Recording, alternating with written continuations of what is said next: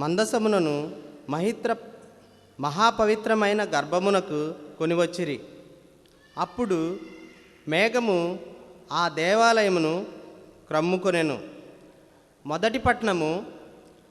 రాజుల మొదటి గ్రంథము 8వ అధ్యాయము 1వ వచనం నుంచి 7వ వచనం వరకు. రాజుల మొదటి గ్రంథము 8వ అధ్యాయము 1వ వచనం నుంచి 7వ వచనం వరకు. ఆ దినములలో సొలొమోను యెరూషలేము నుండి ఇశ్రాయేలు గోత్రముల పెద్దలందరినీ తన చెంతకు పిలిపించెను.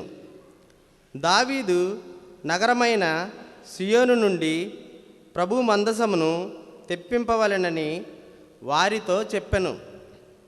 ఏతానీము అనబడు 7వ నెలలో గుడారముల పండుగ జరుగునప్పుడు ఇశ్రాయేలు పెద్దలందరూ సొలొమోను చెంతకు వచ్చిరి. అప్పుడు యాజకుల సహాయముతో ప్రభు మందసమును దేవాలయమునకు కొనివచ్చిరి. దానితో పాటు గుడారమును దాని పరికరములను కూడా కొనివచ్చిరి. సొలొమోను రాజు ఇశ్రాయేలు ప్రజలు మందసమెదుట ప్రోగై లెక్కలేనన్ని పొట్టేళ్లను ఎడ్లను బలిగా సమర్పించిరి. అంతటా యాజకులు నిబంధన మందసమును ఎత్తి దేవాలయమునందలి మహాపవిత్రమైన గర్భాలయము దేవదూతల బొమ్మల రెక్కల క్రింద ఉంచిరి. ఆ దేవదూతల రెక్కలు నిబంధన మందసమును దానిని మోయు గడలను కూడా కప్పుచుండెను.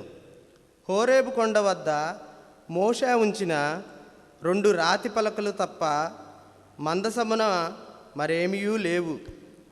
ఇశ్రాయేలీయులు ఐగుప్తు నుండి వెడలి వచ్చినప్పుడు ప్రభువు ఆ కొండ చెంతనే వారితో నిబంధన చేసుకొనెను. యాజకులు దేవాలయం నుండి వెలుపలికి రాగానే మేఘము ఆ దేవాలయమున క్రమ్ముకొనెను. ప్రభు తేజస్సును నిండుకొని ఉండుటచే వారు మరల దేవాలయంలోనికి వచ్చి అర్చన చేయలేకపోయిరి. అప్పుడు సొలొమోను ఇట్లు ప్రార్థించెను. ప్రభు కారుమబ్బున నెలకొని ఉండుట నీకిష్టము. నేను నీకు మందిరమును నిర్మించి తిని, నీవు ఎల్లవేళలా వసించుటకు ఒక దేవాలయము కట్టి తిని. ఇది ప్రభువు వాక్కు. సర్వేశ్వరునికి వందనములు.